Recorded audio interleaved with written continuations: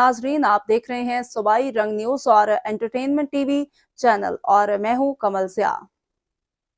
سب سے پہلے نظر ڈالتے ہیں آج کی اہم خبروں پر۔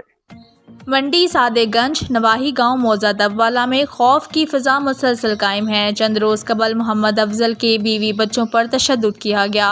منڈی سادے گنج تھا جس پر ڈی پی او بہاول نگر کے حکم پر مقدمہ نمبر 137/24 بجرم 324/354 درج ہوا اور 3 ملزمان گرفتار ہوئے۔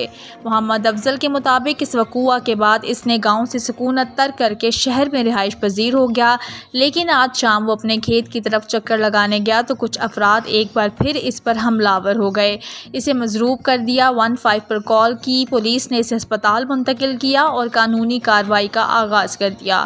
محمد افضل کا مزید کہنا ہے کہ اس کو اس کے اہل خانہ کو شدید خطرہ ہے۔ ڈی پی او بہاول نگر اسے اور اس کے خاندان کو تحفظ فراہم کریں۔